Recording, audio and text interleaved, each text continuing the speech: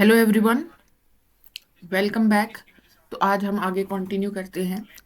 तो इस टाइप के जब हमारे पास इंटीग्रेशन के लिए फंक्शन आते हैं तो हम कैसे इंटीग्रेट करेंगे। तो हम पहले फर्स्ट देखते हैं। तो यहाँ पर हमें क्या दिख रहा है, x square minus a square root के अंदर, और ये न्यूमरेटर है हमारे पास। ऐसा डिनोमिनेटर में जब आता है तो कैसे करना है इंटीग्रेशन, हमें फॉर्मूलाज याद हो गए हैं, अब तक हो गए होंगे आई गेस। तो इसमें कैसे करेंगे, जब हम x इज इक्वल्स टू, देखो हमें क्या आइडेंटिटी पता है कि 1 + tan² theta is equals to secant square theta. तो सीकेंट स्क्वायर थीटा -1 करेंगे तो हमारे पास क्या आ जाएगा, टेन स्क्वायर थीटा। तो एक तो ये तरीका है कि आप x की जगह सब्सटीट्यूशन लगा लीजिए। क्या सब्सटीट्यूट करेंगे हम लोग, a सीकेंट थीटा। तो यहाँ पर हमारे पास क्या बन जाएगा, under the root a square secant square theta minus a square, and here is d theta. Now you have to calculate what is the value of d theta. dx is equals to a secant theta का derivative is secant theta into tan theta d theta.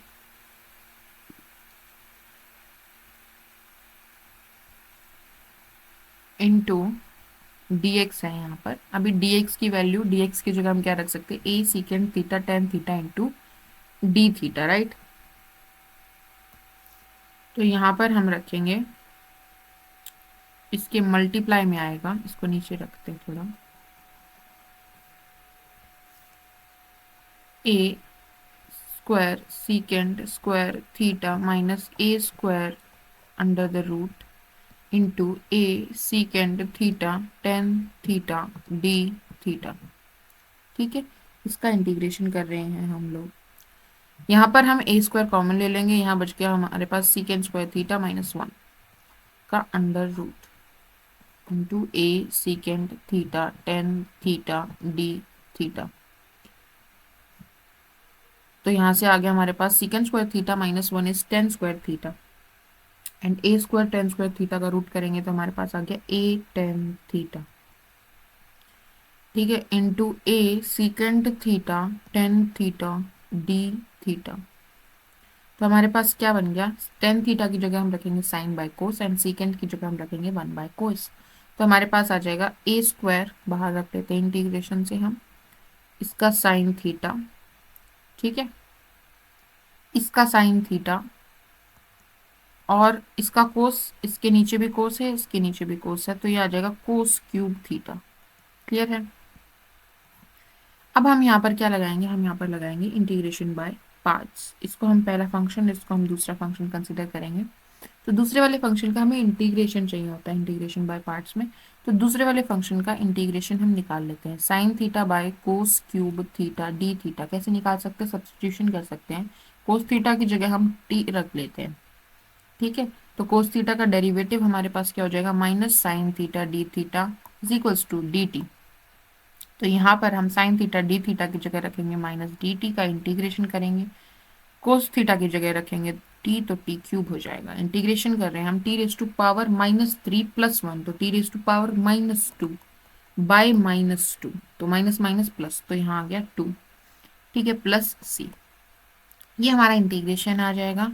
तो हम ये value चाहिएगी हमें, T की value वापस रख देते हैं यहाँ पर। तो क्या आ जाएगा हमारे पास, कोस स्क्वायर थीटा बाय 2 की पावर -2 है, तो इसको नीचे रखते हैं। तो हमारे पास आया 1/2 कोस स्क्वायर थीटा। ठीक है, ओके।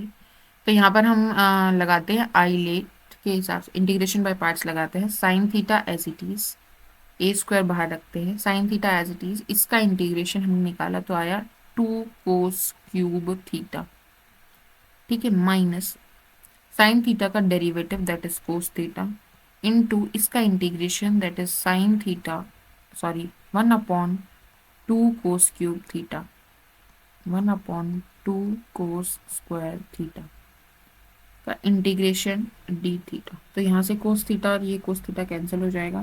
हमारे पास क्या बच गया, a square sine theta upon 2 cos³ theta minus a square, यहाँ आ गया हमारे पास 1/2, बाहर ले लेते हैं, integration of 1/cos theta that is second theta d theta.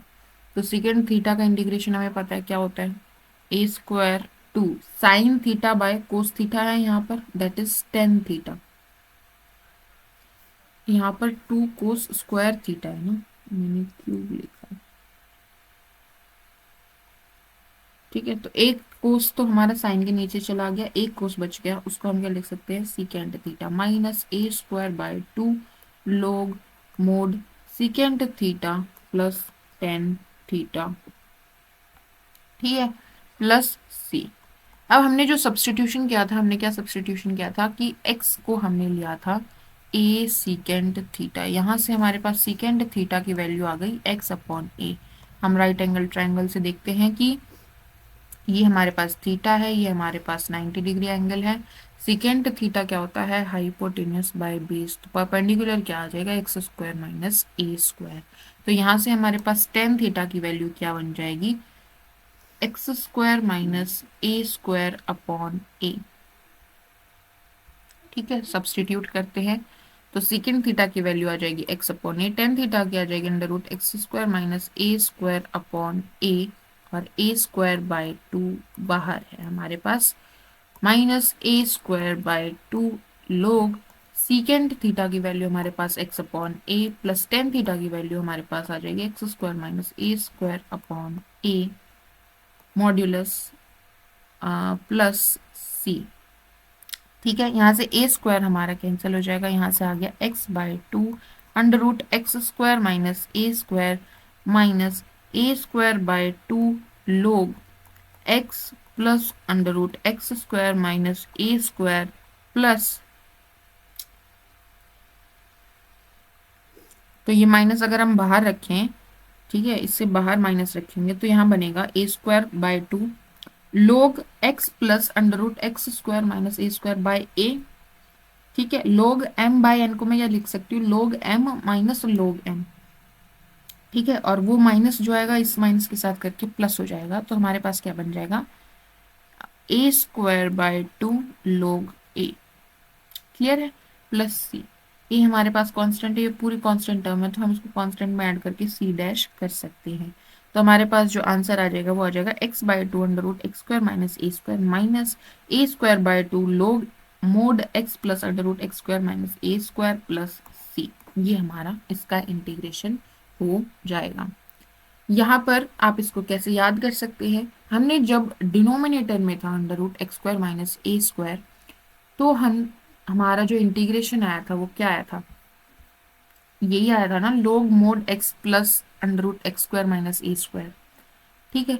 इसके आगे हमने x into √x² minus a²/2 add किया है, और ये फैक्टर हमारा मल्टीप्लाई हुआ है इसके साथ, ठीक है। तो याद करने के लिए आप वही वाला जो हमने याद किया था उसी से आप इसको रिलेट करके, ये जो फैक्टर है ये सब में ही ऐड होगा, तीनों के तीनों में ही ये ऐड होगा, अब आगे आप ये ऑब्जर्व करोगे, ठीक है। आगे बढ़ते हैं, ये पहला फंक्शन, ये दूसरा फंक्शन, ठीक है। तो a² बाहर रखते हैं, पहला फंक्शन एज इट इज, दूसरे का इंटीग्रेशन sec² थीटा का integration is tan theta minus पहले वाले का डेरिवेटिव यानी कि secant theta into tan theta, और दूसरे वाले का integration that is tan theta, तो यहाँ गया टेन² थीटा का integration with respect to theta plus C. अब टेन² थीटा की जगह हम क्या लिख सकते हैं, सीकेंड² थीटा -1, तो यहाँ से आ जाएगा a²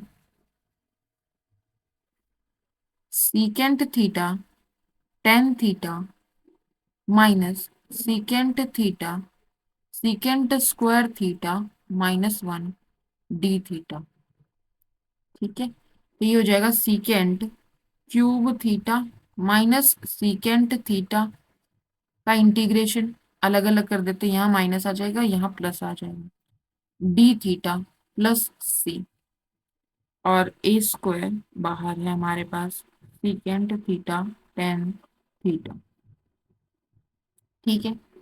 अब क्या देख रहे हो आप कि सीकेंड क्यूब थीटा फिर से आ गया भाई हमारे पास। तो हम इसको, जैसे हम exponential function and trigonometric function जब आता है हमारे पास तब लेके चलते हैं ना, वैसे ही लेके चलेंगे। तो हम ए स्क्वायर सीकेंड क्यूब थीटा का इंटीग्रेशन डी थीटा को आई मान के चलते हैं, इसको आई मान के चलते हैं। तो ये ए स्क्वायर जब हम अंदर लेके जाएंगे तो a square secant theta tan theta minus a square secant cube theta, ठीक है, plus a square integration secant theta d theta plus C आ जाएगा। और इसको हम क्या लिख सकते हैं, आई लिख सकते हैं। ठीक है, तो ये आ गया कि आई इक्वल्स टू दिस। अब आई को इस तरफ लेके जाएंगे तो two I equals to a square secant theta tan theta plus a square secant theta का क्या हो जाएगा integration log mod secant theta plus tan theta d theta, sorry d theta तो काहे लिखेंगे, प्लस सी। और ये टू नीचे चला जाएगा तो आई की वैल्यू क्या आ जाएगी, यानी integration of a square secant cube theta is a square by two secant theta tan theta plus a square by two log mod secant theta plus tan theta plus C. And now secant theta और tan theta की value हमें चाहिएगी। वो कैसे निकालेंगे, हमने जो substitution किया था उससे निकालेंगे। यहाँ से टेन थीटा की वैल्यू तो हमारे पास डायरेक्टली आ जाएगी एक्स अपॉन ए। टेन थीटा की वैल्यू एक्स अपॉन ए है, इसका मतलब ये एक्स है ये ए है, तो हमारा हाइपोटेन्यूस हो जाएगा x square plus a square. तो यहाँ से सीकेंड थीटा क्या हो जाएगा, hypotenuse by base, x square plus a square by a. Tan theta और सीकेंड थीटा की वैल्यू दोबारा यहाँ पर सब्स्टिट्यूट कर देंगे तो हमारे पास क्या बन जाएगा,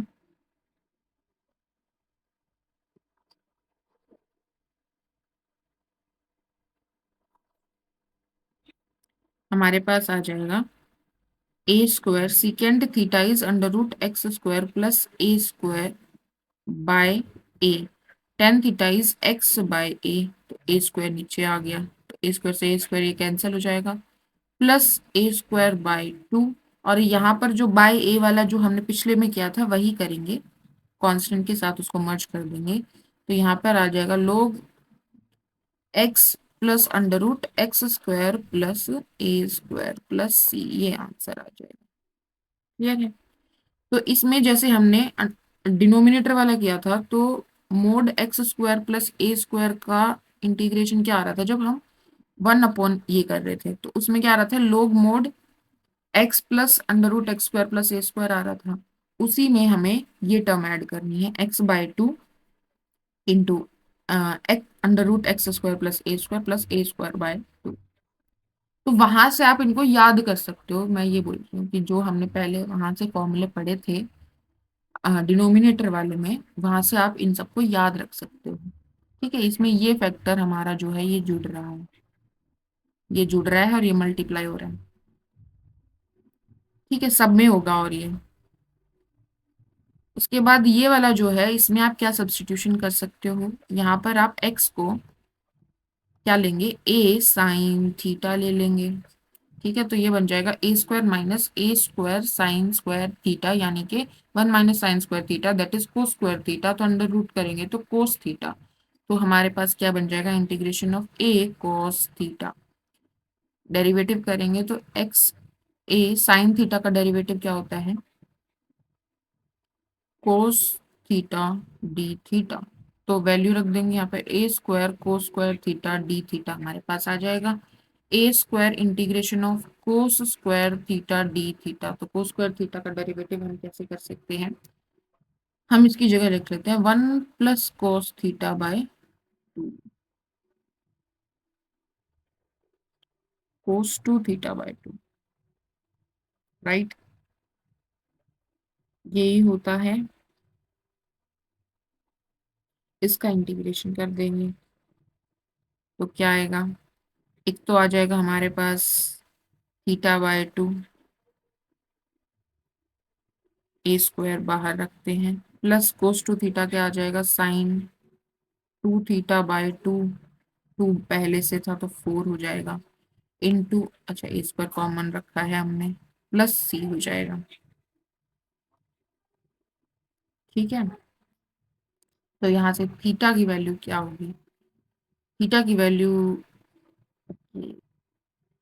तो x upon a is equals to sine theta, तो theta is equals to sine inverse x upon a square is sine inverse x upon a by 2 plus sine 2 theta की वैल्यू क्या होगी, साइन थीटा की value हमें given है x upon a, cos theta की value क्या होगी, sine theta, यानी कि ये एक्स है और ये ए है, तो कोस थीटा हो जाएगा a square minus x square, यानी कि under root a square minus x square by 2, sorry by ए।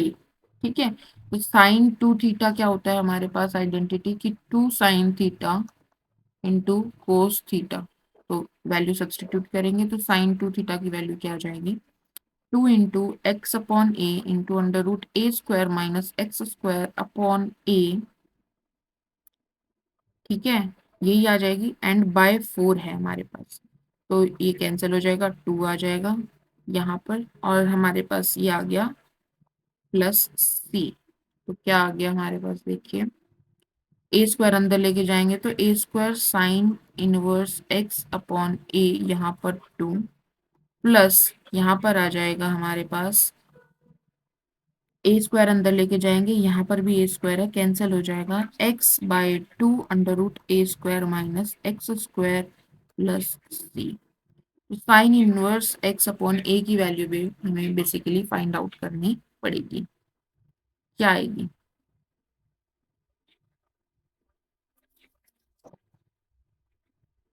नहीं, देखो साइन इनवर्स एक्स अपॉन ए को कैसे रिलेट करोगे, जब ये बाय में होता है 1 upon a square minus x square under root होता है, तो इसका आंसर क्या आता है, sine inverse x upon a आता है, और इसमें हमने क्या नोटिस किया पैटर्न कि इसके साथ क्या मल्टीप्लाई होता है, ए स्क्वायर बाय 2, और ये टर्म हमारी एडिशनल ऐड होती है, तो यही आंसर है। ठीक है, साइन इनवर्स एक्स अपॉन ए को चेंज करने की जरूरत नहीं है, गिवन गिवन वेरिएबल्स में ही आया है हमारा आंसर। तो इस तरह फर्स्ट सेकंड एंड थर्ड इनको कैसे प्रूव करना है ये क्लियर है, ये थर्ड। ठीक है, और इनके लास्ट में फॉर्मूलाज क्या आएंगे वो क्लियर होने चाहिए, एक बार साफ करके मैं सारे फॉर्मूलाज लिख लेती हूँ, then we will proceed further. So these are the formulas you have to remember. सब में देखो आगे ये वाली टर्म है x इंटू जो यहाँ पर है वही बाय 2, यहाँ पर x into under root x square plus a square by 2 है, यहाँ पर x into a square minus x square by 2। ठीक है, उसके बाद a square by 2, a square by 2, a square by 2 भी सब में है। उसके बाद जो आपने फॉर्मूला याद किया था डिनोमिनेटर वाला, वही वाला रखना है। ठीक है, बस एक में हमारे पास माइनस है, ध्यान रखना है, जहां पर x square minus a square है अंडर रूट के अंदर, वहां पर उस वाले में हमारे पास बीच में क्या आएगा, माइनस आएगा। क्लियर है, अब इसमें भी जैसे वहां पर हम कंप्लीटिंग स्क्वायर मेथड लगाते थे लगाने के लिए, यहाँ पर भी हम कंप्लीटिंग स्क्वायर मेथड यूज करेंगे। इसमें से क्या करेंगे, पहले माइनस कॉमन ले लेंगे, x square minus 3x minus 1 हो जाएगा, देन आप क्या करोगे, आप अंदर कंप्लीट स्क्वायर करोगे, तो x square minus 3x plus 9/4 minus 9/4 minus 1 करेंगे, इसका अंडर रूट, तो यहाँ से क्या आ जाएगा, माइनस एक्स माइनस 3/2 का होल स्क्वायर आ जाएगा, करेक्ट है, एंड यहाँ पर ये आ जाएगा -13, -13/4, राइट, तो ये आ जाएगा हमारे पास, माइनस साइन बाहर था तो ये उल्टा हो जाएगा, तो हमारे पास क्या बन गया, तो हमारे पास बन गया अंडर रूट 13/2 का whole square minus x minus 3/2 का होल स्क्वायर का रूट, तो हमारे पास है a square minus x square type का, तो sine inverse x by a वाला जो फॉर्मूला वो लगेगा, तो एक्स इंटू ये वाला as it is 1 + 3x minus x square by 2 plus a square by 2 यानी इसका स्क्वायर दैट इज 13/4/2 यानी कि 8 करेक्ट है। साइन इनवर्स एक्स अपॉन ए यानी x-3/2 upon A that is √13/2, ठीक है, प्लस सी। तो ये हमारा आंसर आ जाएगा। इसमें भी कंप्लीटिंग स्क्वायर मेथड लगाएंगे, प्लस 9/4 माइनस 9/4 हो जाएगा। यहाँ पर भी ये x प्लस 3/2 का होल स्क्वायर हो जाएगा, माइनस 3/2 का स्क्वायर हो जाएगा। तो ये आ गया x square minus c square. तो यहाँ पर हमारे पास क्या आ जाएगा, x into under root x² plus 3x/2। इस वाले में माइनस था बीच में, a स्क्वायर यानी 9/4 इंटू 2 यहाँ नीचे था 8 आ जाएगा, log mod x plus under root x² plus 3x plus c हमारे पास इसका आंसर आ जाएगा। यहाँ पर भी आपको सेम प्रोसेस रिपीट करना है, ठीक है। अब हमारा नेक्स्ट टॉपिक आता है डेफिनेट इंटीग्रल्स। इनडेफिनेट इंटीग्रल्स में क्या था कि हम सिंपल इंटीग्रेशन कर रहे थे यूजिंग फॉर्मूलाज। हमारे पास कोई लिमिट नहीं थी जिससे हम कांस्टेंट की वैल्यू निकाल पाए। जब हम इंटीग्रेशन कर रहे थे तो जैसे कि हमारा ये फंक्शन है, तो while we were integrating we don't know what was the interval on which we are integrating, ठीक है, कितने पार्ट का, ठीक है। जैसे जैसे एक्सचेंज होगा वैसे वैसे उस हिसाब से हमारा इंटीग्रेशन आ रहा था, इंटीग्रेशन एक्स पर डिपेंड कर रहा था, ठीक है, फंक्शन ऑफ एक्स आ रहा था, एरिया जो था, एरिया अंडर द ग्राफ। अब हम क्या कर रहे हैं, हम डेफिनेट इंटीग्रल कर रहे हैं, यानी कि अब हमारे पास लिमिट्स हैं, ए और बी है हमारे पास। तो हमारा जो आंसर आएगा अब एक नंबर आएगा, ठीक है। It will not be a function of x anymore if we are calculating definite integral. Indefinite integral was a function of x, ठीक है। एरिया अंडर द कर्व हम निकाल रहे थे, it was function of x, जो हमारा जिसके respect में हम इंटीग्रेशन कर रहे थे वेरिएबल के रिस्पेक्ट में, उसी का फंक्शन आ रहा था, करेक्ट है। अब इसमें डेफिनेट इंटीग्रल इंटीग्रल में हम क्या करते हैं कि जिस वेरिएबल के रिस्पेक्ट में हम इंटीग्रेशन कर रहे होते हैं, इस वेरिएबल की लिमिट सेट कर देते हैं हम कि ये वेरिएबल जो है वो हमारा ए से बी जा रहा है, यानी एक्स हमारा ए से बी के बीच में रह रहा है। तो बेसिकली हम यहाँ पर ये फिक्स कर देते हैं कि इसके इस यहाँ ए से बी के बीच में ही आपको फंक्शन जो है उसका एरिया अंडर द ग्राफ निकालना है। तो this will be a finite number, right. तो डेफिनेट इंटीग्रल में हमारे पास क्या क्या होता है, एक तो हो गया फंक्शन जिसका इंटीग्रेशन करना है, एक हो गया वेरिएबल जिसके रिस्पेक्ट में करना है, then we have lower limit की लीस्ट वैल्यू एक्स की क्या है, lower limit, and the upper limit की एक्स की मैक्सिमम वैल्यू क्या है, बी है, ठीक है। उसके बीच में फंक्शन को इंटीग्रेट करना है, मतलब area under the graph of the function F of x निकालना है, ओके। अब इसमें डिफरेंस क्या आएगा, कैलकुलेशन में डिफरेंस क्या आएगा, जो आप इंटीग्रेशन कर रहे हो आपको सिंपली वही इंटीग्रेशन करना है।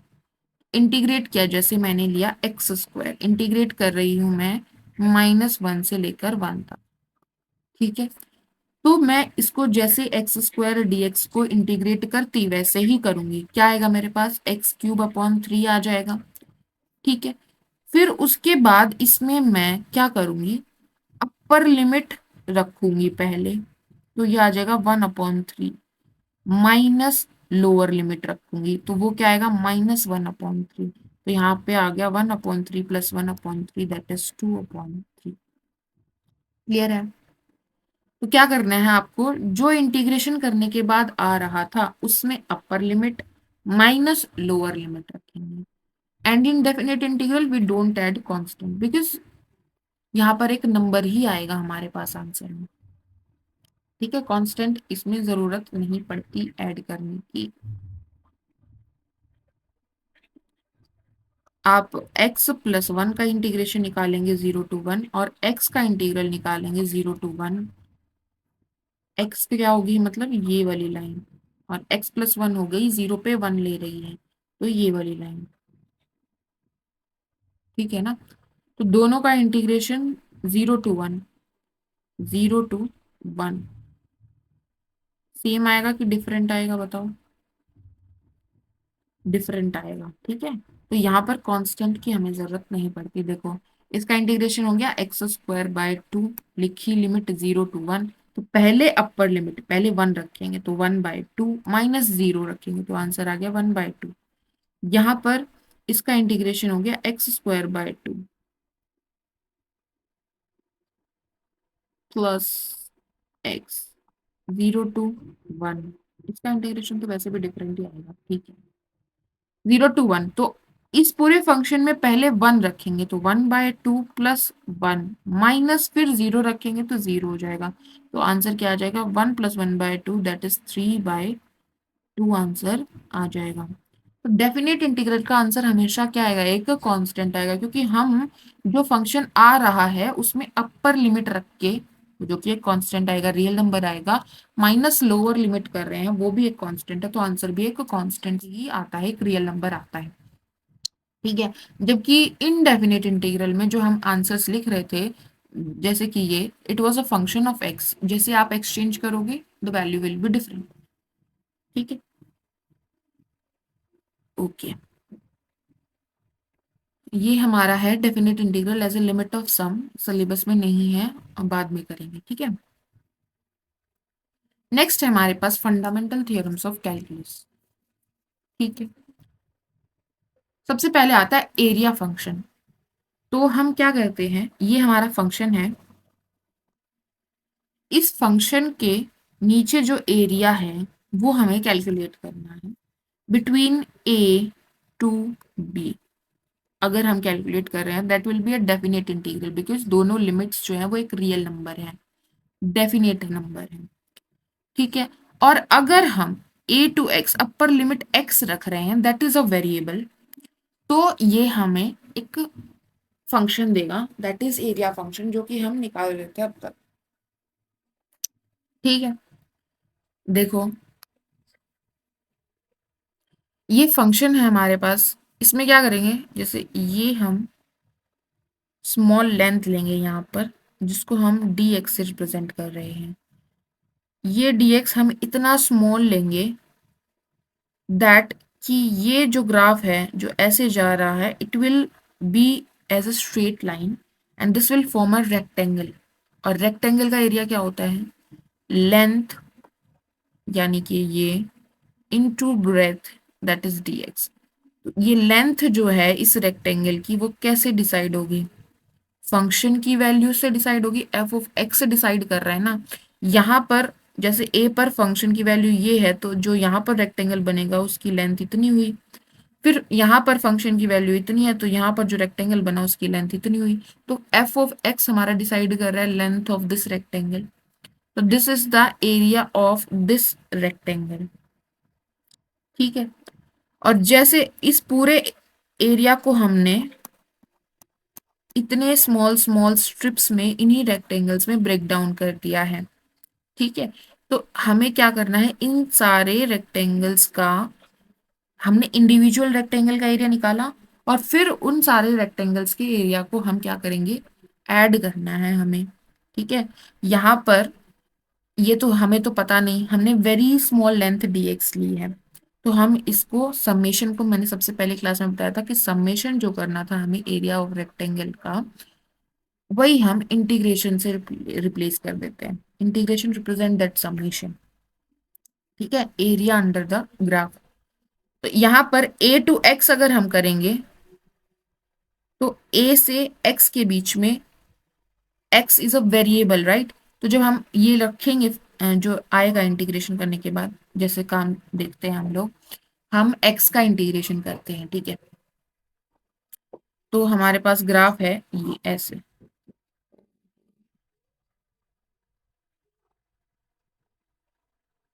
ये हमारा ग्राफ है, ठीक है। ये हो गया,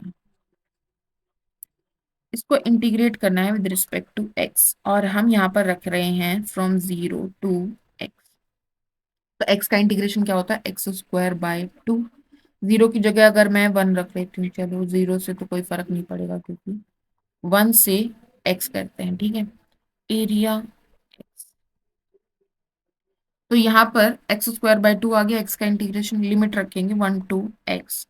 तो x जब हम लिमिट रखेंगे तो it will be x square by two only, no change. And 1 रखेंगे तो हमारे पास क्या आ जाएगा, प्लस, सॉरी माइनस,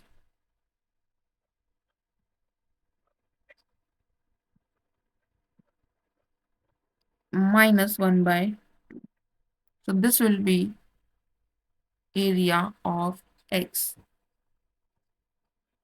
ठीक है, एरिया फंक्शन हमने डिफाइन किया। जैसे जैसे आप एक्सचेंज करोगे it will give different values. तो जैसे ये 1 था, 1 पे इसकी वैल्यू 1 थी, यहाँ पर 2 लिया हमने, ठीक है, तो 2 पे वैल्यू 2 हो जाएगी। तो जब मैं इस फंक्शन में 2 रखूं तो क्या वैल्यू मिल रही है हमें, ये एरिया फंक्शन है राइट। इसमें जब 2 रखेंगे तो हमारे पास आ जाएगा 4/2 -1/2, that is 2 -1/2, that is 3/2। Correct है। जब मैं इसमें 3 रखूंगी तो हमारे पास क्या आ जाएगा, 3 3 जा 9/2 -1/2, दैट इज 4। तो अब यहाँ से आप कैलकुलेट करके देखिए, 3 पे ये आ जाएगा 3। तो हम 1 से जा रहे हैं 2 तक। तो ये जो एरिया बनेगा, एक तो ये स्क्वायर बन गया साइड 1 का, तो इसका एरिया 1 हो जाएगा। ये 1 है, ये भी कितनी है, 1 है, तो ये ट्राइंगल है, राइट एंगल ट्राइंगल है, तो 1/2 into base into height, it will B 1/2, 1/2 plus 1, that will B 3/2। Correct है। अब यहाँ पर क्या होगा, यहाँ पर हमारे पास एक तो ये बन गया, रेक्टेंगल बनेगा, लेकिन यहाँ पर तो 2 साइड ये बनेगी और 1 साइड ये बनेगी जब हम 3 ले रहे हैं। तो ये हो गया हमारा 2 एरिया हो गया नीचे वाले का। ऊपर हमारा ये बेस 2 है और हाइट भी 2 है, तो 1/2 बेस इंटू हाइट, तो इट विल बी 2, 2 to 4 आ गया हमारे पास। ठीक है, तो बेसिकली ये फंक्शन बन जाएगा, एरिया का फंक्शन निकाल सकते हैं। यहाँ पर ए आप कुछ भी रख सकते हैं, कांस्टेंट रख सकते हैं, 0 रख सकते हैं, 0 से आगे बढ़ रहे हैं, 1 से आगे बढ़ रहे हैं। ठीक है, तो हमें फंक्शन मिल गया एरिया। यहाँ पर हम x की वैल्यू सब्सटीट्यूट करके वैल्यू निकाल सकते हैं, एरिया अंडर द ग्राफ निकाल सकते हैं फॉर डिफरेंट वैल्यूज। ठीक है, आगे बढ़ते हैं। Next is first fundamental theorem of integral calculus. क्या कहती है कि अगर f एक कॉन्टिन्यूस फंक्शन है on closed interval a, b पर हमारे पास एक कॉन्टिन्यूस फंक्शन है, से दिस वन। ठीक है, let ax be the area of the function, area function be the area function, ax is the area function, that is ax is equals to integral from a to x fx dx। ठीक है, एक बात ध्यान रखिएगा, अगर integration हम कर रहे हैं f ऑफ x dx का, इंटीग्रेशन कर रहे हैं, ठीक है, यहाँ पर वेरिएबल क्या है, x है। सिंपली मैं x को अगर t से रिप्लेस कर दूं तो dx हमारा dt से रिप्लेस हो जाएगा, तो f ऑफ t हो जाएगा और dt हो जाएगा। दोनों ही सेम वैल्यू देंगे, इंटीग्रेशन के बाद कोई फर्क नहीं होगा। ठीक है, तो एफ इन ये एक्स को टी से रिप्लेस करने से, वेरिएबल चेंज करने से फर्क नहीं पड़ेगा जब तक हम एक्स टी सेम सेम। अगर मैंने एक्स को 2t से चेंज किया तो यहाँ पर 2 dt आएगा और फिर ये 1/2 हो जाएगा। समझ रहे हो, सॉरी 2 ही आएगा, ऊपर ही आएगा ना, dx की जगह, तो ये 2t हो जाएगा और यहाँ पर 2 ऊपर ही आएगा, राइट। ठीक है, तो चेंज हो जाएगा सिंपली। अगर हम x की जगह t रख दे, वेरिएबल u रख दे, तो कोई डिफरेंस नहीं आएगा, दोनों इंटीग्रल सेम ही वैल्यू देते हैं। ठीक है, तो f ऑफ x क्या आ जाएगा, integral a to x f t d t। Confuse ना हो इसलिए हमने ऐसा रखा। ठीक है, ओके, x ही रख लेते हैं, पर ध्यान रखना कि इंटीग्रेट करने के बाद हमें अपर लिमिट माइनस लोअर लिमिट करना है। ठीक है, फिर हम क्या कह रहे हैं, देन ए डैश, ए का डेरिवेटिव कर रहे हैं विद रिस्पेक्ट टू एक्स। अगर आप करोगे तो वो एफ ऑफ एक्स दे, दे देगा। तो हमने क्या पढ़ा था, derivative and integral are reciprocal inverses of each other. ठीक है, तो ये डेरिवेटिव है, इसके आप लगा रहे हो इंटीग्रेशन, नहीं ये इंटीग्रेशन है, इस पे आप लगा रहे हो डेरिवेटिव, तो ये क्या दे देगा, एफ ऑफ एक्स दे देगा हमारा राइट हैंड साइड पे। तो फर्स्ट फंडामेंटल थ्योरम क्या कह रही है, बेसिकली हम यहाँ पर लेबनिज रूल लगाएंगे, but it's not in your syllabus. Let F be a continuous function on the close interval, अगर एफ हमारे पास एक कॉन्टिन्यूस फंक्शन दिया है क्लोज इंटरवल ए कॉमा बी पर, और ए एक्स हम ले रहे हैं एरिया फंक्शन को, that is defined earlier, then a का डेरिवेटिव जब आप करोगे then it will give you f of x. ये बात हम वेरी फर्स्ट लेक्चर में भी कर चुके हैं। ठीक है, नेक्स्ट हमारा क्या कह रहा है, एंटी डेरिवेटिव से हमने एरिया फंक्शन को रिप्रेजेंट किया था। Okay, let F be a continuous function, F हम एक कॉन्टिन्यूस फंक्शन लेके चल रहे हैं defined on a close interval A comma B, and F of B the antiderivative, यानी इंटीग्रल है एफ का। एंटी डेरिवेटिव बोले तो मतलब एफ का डेरिवेटिव आप करोगे तो वो एफ ऑफ एक्स आ जाए। ठीक है, तो यहाँ पर एफ आप एरिया फंक्शन भी ले सकते हो। ठीक है, basically F of X is the area function. Then close interval A comma B पर अगर एफ ऑफ एक्स का आप इंटीग्रेशन कर रहे हो तो इसको क्या लिख सकते हैं, एफ ऑफ एक्स की जगह मैं क्या लिख सकती हूँ, एफ डैश एक्स लिख सकती हूँ। ठीक है, और एफ का डेरिवेटिव और फिर इंटीग्रल सेम ही वेरिएबल के रिस्पेक्ट में हो रहा है, तो क्या हो जाएगा, ये एफ एक्स हो जाएगा। एंड देन उसमें हम क्या लिखेंगे, upper limit and lower limit, कैसे रखेंगे, upper limit minus lower limit. तो यहाँ पर बेसिकली ये क्या कहना चाह रहे हैं कि अगर हमारे पास फंक्शन कॉन्टिन्यूअस है, उसका एंटी डेरिवेटिव एग्जिस्ट कर रहा है, और हम इंटीग्रेशन निकाल रहे हैं एक क्लोज्ड इंटरवल पर, तो वो सिर्फ F of B antiderivative में, फंक्शन के एंटी डेरिवेटिव में रखना है, ये नहीं कि तुम फंक्शन में ही बी और ए रख के वैल्यू निकाल दो। फंक्शन के एंटी डेरिवेटिव में आप बी वैल्यू रखिए, माइनस फंक्शन के एंटी डेरिवेटिव में आप ए वैल्यू रखिए, तो आपके पास इंटीग्रेशन की वैल्यू आ जाएगी। ठीक है, this is the theorem. Okay, now these are the integrals, you will integrate them and then put upper limit minus lower limit, the same way we follow in the last classes। x square का integration will be x cube upon 3 to 3, value रखेंगे, upper limit रखेंगे तो हमारे पास आ जाएगा 27/3, minus lower limit रखेंगे तो हमारे पास आ जाएगा 8/3, तो हमारे पास आ जाएगा 19/3। करेक्ट है। जब हम इसको इंटीग्रेट करेंगे तो हम क्या कर सकते हैं, x⁻³ को 30 माइनस x⁻³ को अगर मैं t लूँ तो क्या बनेगा, इंटीग्रेट करेंगे तो, सॉरी डिफरेंशिएट करेंगे विद रिस्पेक्ट टू x, तो यहाँ आ गया dt/x dx, x⁻³ minus 1 that is 1/2 x⁻1/2। ठीक है, तो यहाँ से हम x⁻1/2 dx को क्या लिख सकते हैं, -2/3 dt लिख सकते हैं, सब्स्टिट्यूट कर सकते हैं आप यहाँ पर। अच्छा, जब हम सब्स्टिट्यूट करते हैं तो आप ये ध्यान रखिएगा, t की वैल्यू, अब t की लिमिट तो अलग होंगी ना, राइट है, क्योंकि t तो 30 माइनस x⁻3/2 है। These are the limits for x is lying between 4 and 9. So x⁻3/2 will lie between this. ठीक है, that is 8 and this is 27. Correct है।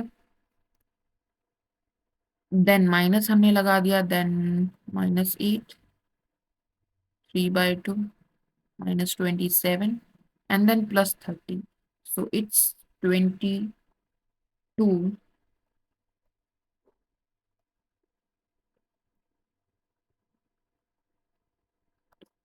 यहाँ पर हमारी टी की लिमिट आई कि ये 22 से, मतलब 3 से 22 के बीच में लाई करेगा। ठीक है, अगर आप ये लिमिट नहीं निकालना चाहते हैं तो आप क्या करेंगे, आपको ये लिमिट्स, अपर limit minus lower limit put करने से पहले टी को एक्स की फॉर्म में चेंज करना पड़ेगा। ठीक है, तो एक तो क्या तरीका है कि हम क्या करेंगे, देखो हमारा हमने ये सब्स्टिट्यूट किया है 30 minus X raise to power 3/2 को हमने टी से सब्स्टिट्यूट किया, हमने डिफ्रेंशिएट किया, तो हमारे पास ये आया कि इसकी जगह हम ये लिख सकते हैं। तो एक तो क्या तरीका है कि आप ये लिख लीजिए, ये आ गया हमारे पास -2/3 dt अपॉन t², इंटीग्रेट करना है इसको हमें। तो हमारे पास आ जाएगा -2/3 टी की power -2 +1, so it's -1 divide by -1, so it's +1, so 1/t।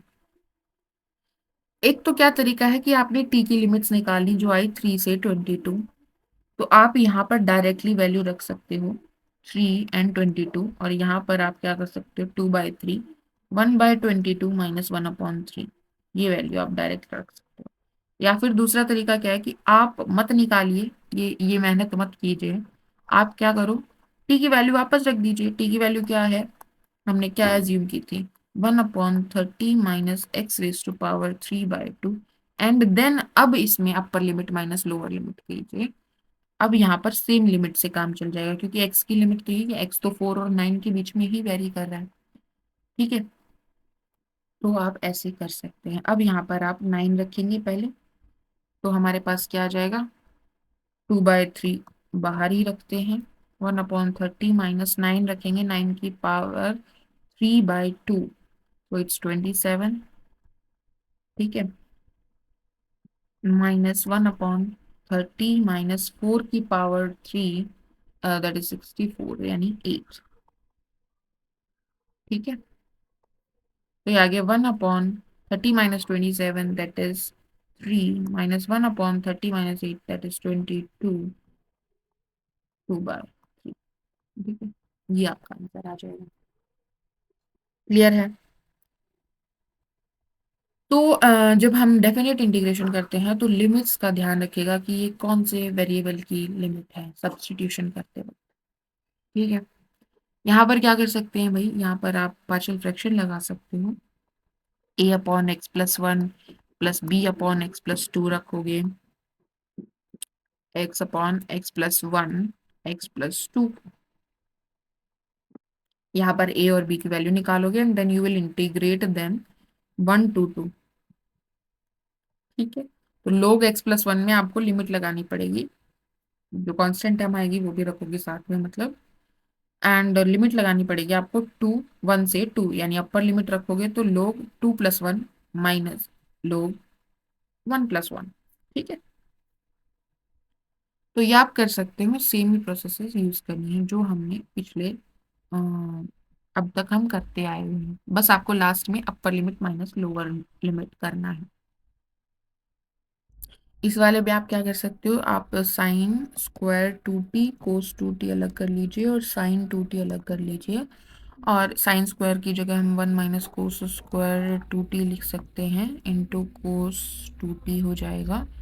ठीक है, sin 2t, और अगर हम cos 2t को डी एक्स से रिप्लेस करें, मतलब डिफरेंट सब्स्टिट्यूशन हम कर रहे हैं, cos 2t का हो जाएगा -sin 2t, और एंगल का करेंगे तो इंटू 2 हो जाएगा, डिफ्रेंशिएट कर रहे हैं ना तो मल्टीप्लाई होगा, इज इक्वल्स टू dx। तो हम sin 2t dt की जगह पर सब्स्टिट्यूट कर सकते हैं dx/2 माइनस का, या फिर ये भी ना करना चाहें तो आप सिंपली sin 2t को t यानी x से रिप्लेस कर सकते हैं, तो यहाँ पे आ जाएगा cos 2t into 2 dt is equals to dx। तो cos 2t dt की जगह आप dx/2 सब्स्टिट्यूट कर सकते हैं, तो ये हो जाएगा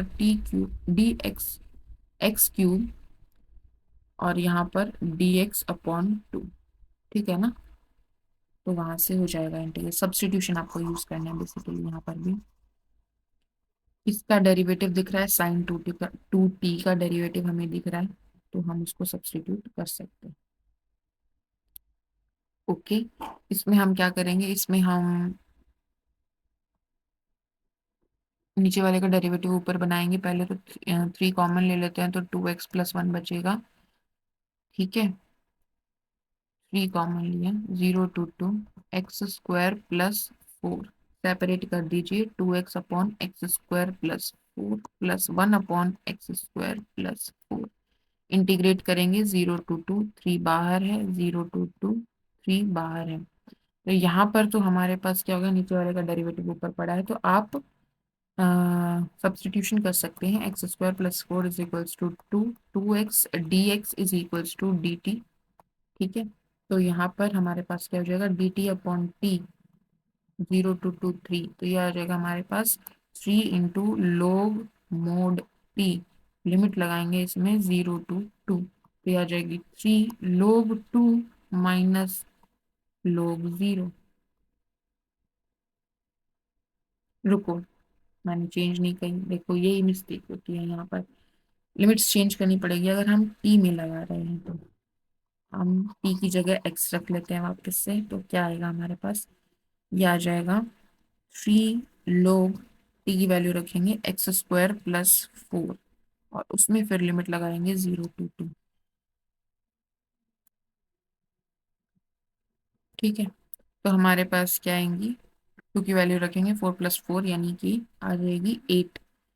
3 log 8 - log 4, करेक्ट है। तो ये क्या हो जाएगा, 3 log 8/4 यानी कि log 2। ठीक है, ये हमारा एक ही पार्ट हुआ है अभी, तो दूसरा वाला बचा हुआ है ये वाला। इस वाले में क्या करेंगे भाई, ये क्या बन गया हमारे पास, x² + 2 का स्क्वायर, तो यहाँ पर क्या हो जाएगा, tan इनवर्स का हो जाएगा ये, तो ये बन जाएगा 3 tan−1x/1/a भी तो आता है। ठीक है, इसमें लिमिट लगाएंगे 0 to 2, ये हो जाएगा tan−1 2/2, दैट इज 1, -tan−1 0। ठीक है, कांस्टेंट टर्म बाहर ही रखते हैं, 3/2, tan−1 इज π/4, -tan−1 0 इज 0, 3/2, तो यहाँ से हमारे पास आ गया 3π/8। तो हमारे पास फाइनल आंसर आ गया बस। ठीक है, इसमें आप क्या कर सकते हैं, यहाँ पर आप x × e⁻x सॉल्व करने के लिए आप इंटीग्रेशन बाय पार्ट्स कर सकते हैं। x as it is, e⁻x का इंटीग्रेशन क्या हो जाएगा, e⁻x माइनस x का डेरिवेटिव दैट इज 1, e⁻x का integration is e⁻x and then उसका इंटीग्रेशन इज e⁻x। तो यहाँ से हमारे पास क्या आ गया, x × e⁻x - e⁻x, सिर्फ इसका इंटीग्रेशन, और इसमें लिमिट लग जाएगी 0 to 1। और साइन π/4 x का इंटीग्रेशन आप कैसे करेंगे, 0 to 1, अलग अलग इंटीग्रेशन कर दिया है बेसिकली मैंने यहाँ पर। तो साइन का इंटीग्रेशन क्या होता है, कोस माइनस का π/4 x, और एंगल का जो डेरिवेटिव उससे डिवाइड करेंगे तो π/4। ठीक है, और लिमिट लगाएंगे 0 to 1। ठीक है, तो कोस π/4 हो जाएगा 1/√2, माइनस कोस 0 हो जाएगा 1। वहां से आप लिमिट, ये वैल्यू पुट करके इसका फाइनल आंसर निकालेंगे।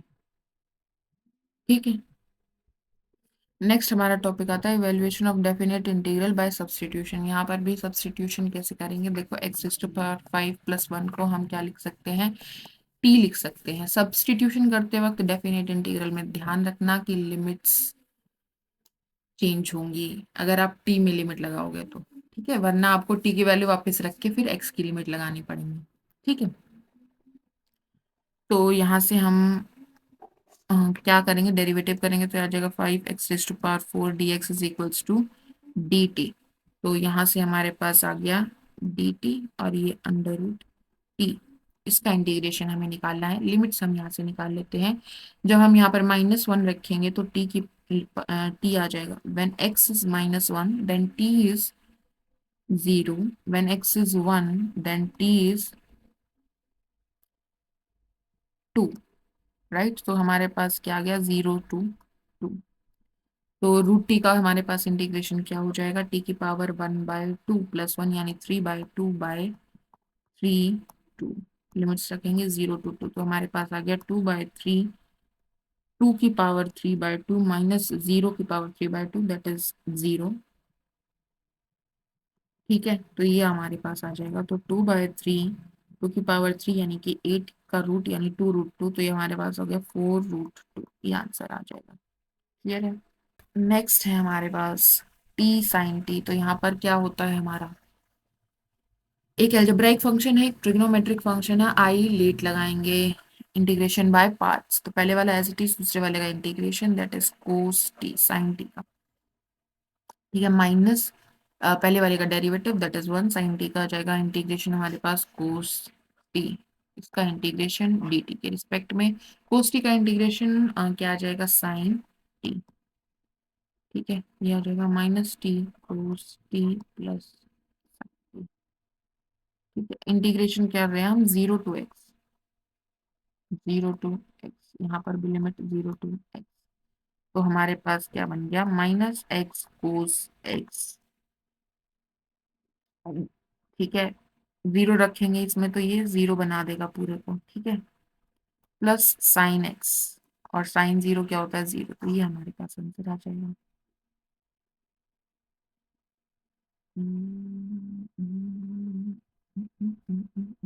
ये तो देखेंगे कुछ गलत किए क्या हम, साइन टी का इंटीग्रेशन,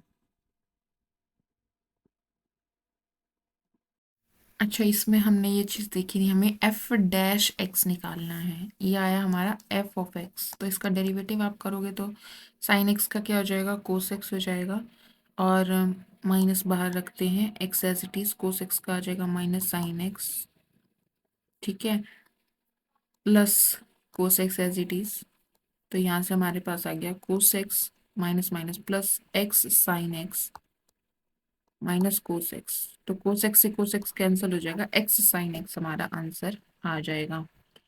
हाँ, इसमें हम फंडामेंटल थ्योरम भी लगा सकते हैं, वो क्या कहती है कि अगर F of X is integration, ये ए एक्स हो गया ना basically, integration zero to X T sine X, A X हो गया एरिया फंक्शन, और ए डैश क्या हो जाता है हमारा, एफ ऑफ एक्स के बराबर हो जाता है, तो यहाँ पर एक्स रख दीजिए, एक्स साइन एक्स हमारा आंसर आ जाएगा। फंडामेंटल थ्योरम भी हम यूज कर सकते हैं। The thing I missed is, हमें एफ डैश निकालना है, हमने इंटीग्रेशन निकाल दिया, ठीक है, ठीक है। नेक्स्ट हमारा टॉपिक है डेफिनेट इंटीग्रल्स की कुछ प्रॉपर्टीज हैं, ठीक है, कुछ प्रॉपर्टीज हम, चार प्रॉपर्टीज देखते हैं आज, इस पे बेस्ड क्वेश्चंस कल करेंगे, ठीक है। पहली प्रॉपर्टी हमारी कि वेरिएबल चेंज करने से कोई फर्क नहीं पड़ेगा, जो मैंने अभी अभी बताया, एक्स की जगह अगर मैं टी रख दूंगी तो डी एक्स हमारा डी टी से रिप्लेस हो जाएगा, यहाँ पर कोई भी फंक्शन ऑफ एक्स, जैसे एक्स स्क्वायर डी एक्स था पहले, हमने एक्स की जगह टी रख दिया तो क्या बन गया, टी स्क्वायर डी टी बन जाएगा। इंटीग्रेशन करोगे तो टर्म तो सेम ही आएगी, एक्स क्यूब बाय थ्री देगा, ये भी टी क्यूब बाय थ्री देगा, लिमिट भी सेम रहेगी क्योंकि एक्स और टी दोनों बराबर ही तो है, इसकी लिमिट जीरो टू वन है तो इसकी भी जीरो टू वन ही बनेगी, और आंसर भी फाइनली सेम ही आएगा, ठीक है। तो हमारा वेरिएबल चेंज करने से इंटीग्रेशन में कोई फर्क नहीं पड़ता है, सिंपली एक्स की जगह टी या वाई कुछ भी रख सकते हो आप वेरिएबल, ठीक है। उसके बाद हमारा नेक्स्ट है कि अगर हम लिमिट्स ऊपर से नीचे कर रहे हैं, यानी कि हम जब ए टू बी जा रहे हैं, जब ए टू बी जा रहे हैं और बी टू ए जा रहे हैं, तो उनमें क्या डिफरेंस होता है, सिर्फ माइनस का डिफरेंस होता है। अब देखो, अगर हम ए टू ए जाएं, ये ए है, ये बी है, ठीक है, ए टू ए जाए मतलब हम ए पे ही खड़े हैं बस, F of X D X, तो इसका इंटीग्रेशन जीरो हो जाएगा। इस ए टू ए को मैं यूजिंग सेकंड प्रॉपर्टी क्या लिख सकती हूँ कि मैं ए टू बी जा रही हूँ, एंड देन मैं बी टू ए जा रही हूँ, तो भी तो मैं ए से ए पे ही जा रही हूँ, डिस्प्लेसमेंट तो जीरो ही रहेगा, ठीक है, तो ये क्या हो जाएगा, जीरो के बराबर हो जाएगा, ए टू ए जाने के बराबर हो जाएगा, ठीक है। तो यहाँ से integration of A to B F of X D X किसके बराबर आ जाएगा, minus of integration B to A F of X D X, तो आप using property three property two prove कर सकते हो, ठीक है ना। ए पे ही खड़े हो आप, ए से बी गए देन बी से ए आ गए, तो ए पे ही तो हो, ए से ए ही इंटीग्रेशन होगा, वो किसके बराबर आ जाएगा हमारा, ए टू बी गए और बी टू ए के बराबर आ जाएगा, ठीक है ना। बेसिकली आप इसको ऐसे भी समझ सकते हो कि ये क्या दिखा रहा है, area of the, area under the graph दिखा रहा है ए टू बी। ए था, ये बी था, ये ग्राफ था, इसके नीचे का एरिया दिखा रहा है। अगर उल्टा होता, मतलब ए यहाँ होता और बी यहाँ है, तो क्या फर्क पड़ेगा? एरिया तो वही रहेगा ना, बस डायरेक्शन उल्टी हो गई कि अब हम बड़े से छोटे आ रहे हैं। ठीक है, तो वही रिप्रेजेंट कर रहा है माइनस। ठीक है, using property three, property using property two property one कैसे प्रूव कर सकते हैं, क्लियर है? तो ये चीज आपको ध्यान रखनी है कि जब लिमिट्स आप चेंज करते हो तो आपका माइनस साइन आगे लग जाता है। कर सकते हो, और आप ये काफी जगह करना भी पड़ेगा। जब ऊपर हमें बड़ी टर्म दिखती है, जैसे 1 to 0, 0 to 1 है, तो ये ओके है। जब हमें 1 to 0 कहीं मिलेगा तो हम इसको इंटरचेंज करके 0 to 1 कर लेंगे और माइनस साइन आगे लगा देंगे। ठीक है, जनरली हम अपर लिमिट को लोअर लिमिट से बड़ा लेके चलते हैं। नेक्स्ट है हमारे पास ये वाला जो था, ये को हम, इसको हम कैसे देख सकते हैं, ये हमारा ग्राफ है, ये हमारा ए पॉइंट है, ये हमारा बी पॉइंट है, ये हमारा सी पॉइंट है। ठीक है, एरिया अंडर द ग्राफ हम कैलकुलेट कर रहे होते हैं बेसिकली इस फंक्शन से, इस इंटीग्रेशन से। तो इन area under the graph a to c जो होगा, वो a to b plus b to c लिख सकते हैं ना हम उसको। ए टू सी जो होगा वो a to b plus b to c होगा। ठीक है, तो आप इसको यहां से समझ सकते हैं। थर्ड प्रॉपर्टी क्या कह रही है कि अगर हम एफ ऑफ एक्स का इंटीग्रेशन ए टू बी कर रहे हैं और हम यहाँ पर रिप्लेस क्या कर रहे हैं वेरिएबल टर्म में ए प्लस बी माइनस एक्स, तो इंटीग्रेशन में कोई बदलाव नहीं आता है। तो इसमें आप सब्स्टिट्यूशन जो हम करते थे उससे देखिएगा, तो हमने क्या किया है, हमने x को रिप्लेस किया है a plus B minus X से। x को हमने ये रखा है। x हमारा कहाँ से कहाँ वेरी कर रहा था, a से b के बीच में वेरी कर रहा था। तो जब x हम a लेंगे, x की वैल्यू हम a लेंगे, तो ये नई टर्म जो हमने रखी है इसकी वैल्यू क्या होगी, a प्लस बी माइनस ए, तो ये b वैल्यू लेगा। ठीक है, जब हम x की वैल्यू b रखेंगे तो ये क्या वैल्यू लेगा, ये हमारी जो नई सब्स्टिट्यूशन क्या है, ये a वैल्यू लेगा। क्लियर है? ओके, तो हम, हमारा था a to B F of X D X, हमने x की जगह सब्स्टिट्यूट किया F of a plus B minus X. तो हमारी लिमिट्स जो हो गई वो उल्टी हो गई।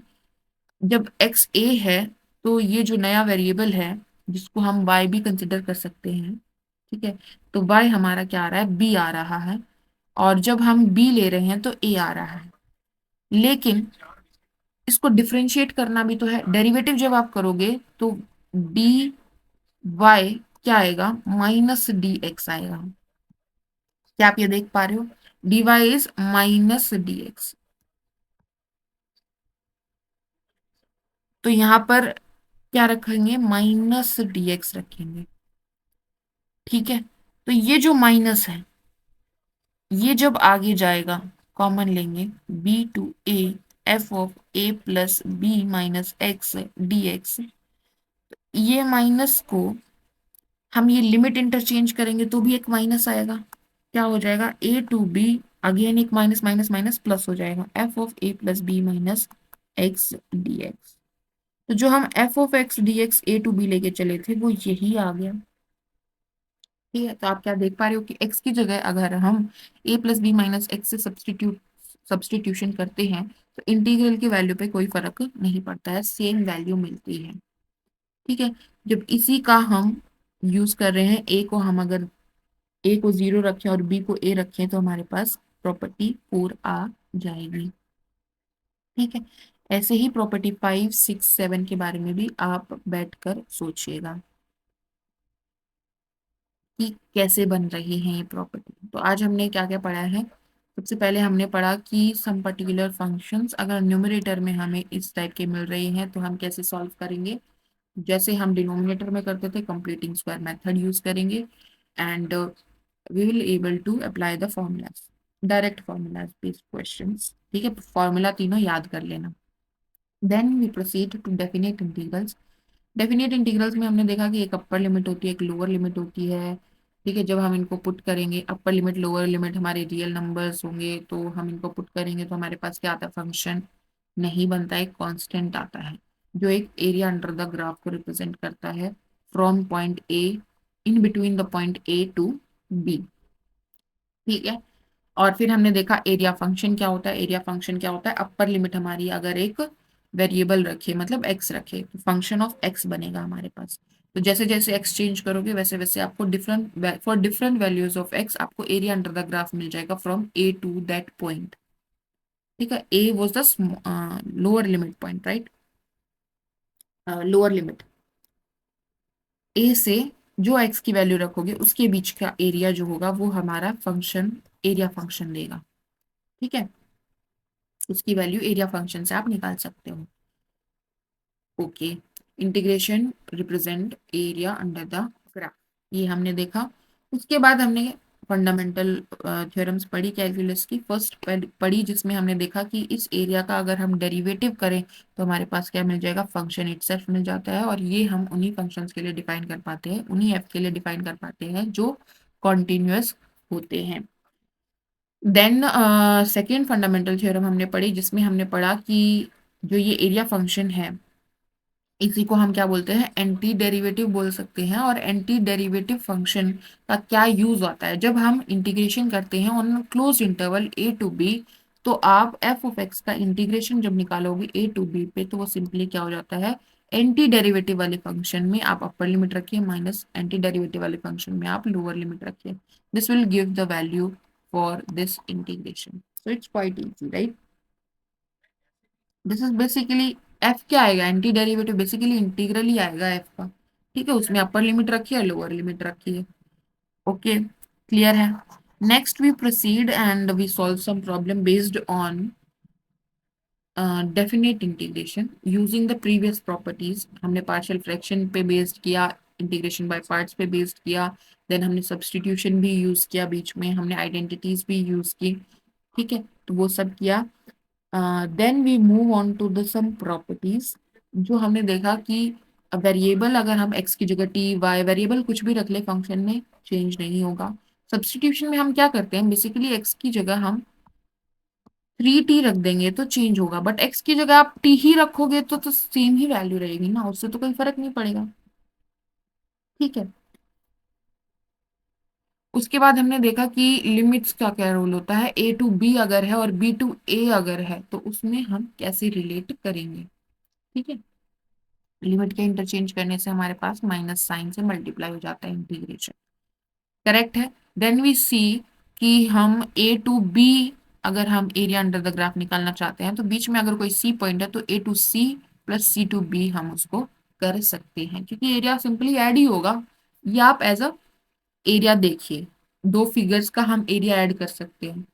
ठीक है, तो वहां से आप इसको रिलेट करेंगे। देन इसको हमने देखा सब्सटीट्यूशन मेथड से ही देखा कि एक्स की जगह अगर हम a plus B minus x substitute करेंगे तो कैसे हमारे पास सेम ही वैल्यू मिल रही है, दोनों इक्वल आ रहे हैं।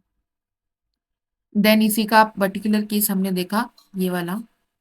Okay, next 5, 6 and 7 and then we will proceed to the questions based on these properties. Okay, goodbye for today.